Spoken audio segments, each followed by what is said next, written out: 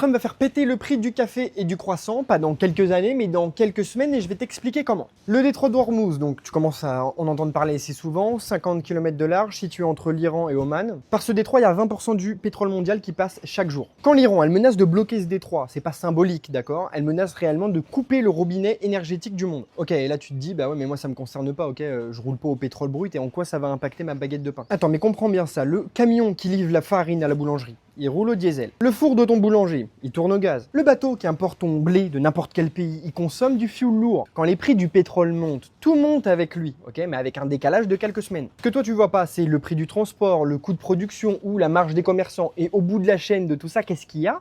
Toi, ton café, ton croissant. Exactement ça, l'inflation importée. Tu la vois pas venir, mais par contre, tu la ressens dans ton quotidien sans savoir pourquoi. Le salarié, lui, eh ben, il subit ça tout doucement, d'accord? C'est-à-dire que son pouvoir d'achat, il diminue, mais par contre, son revenu, lui, bah, il bouge pas d'un poil. Et c'est exactement ce qui se passe, crise après crise. Par contre, l'investisseur, lui, bah, il peut se positionner sur l'or, sur le pétrole, sur les actions du secteur de l'énergie ou de la défense, par exemple. C'est des actifs qui, historiquement, eh ben, ils progressent dans ce genre de contexte géopolitique. C'est pas de la spéculation, c'est juste apprendre et comprendre comment le monde fonctionne et arrêter de subir. Maintenant que tu sais que ton pouvoir d'achat diminue, ce serait cool de faire quelque chose, d'agir pour équilibrer les choses, et pour ça, rien de plus simple. Je t'ai mis le lien qui est dans ma bio. Là-bas, on parle de ce genre de sujet, on essaye justement de prévoir ce qui peut arriver, et puis ça t'évitera d'être à la masse pour les prochains conflits géopolitiques.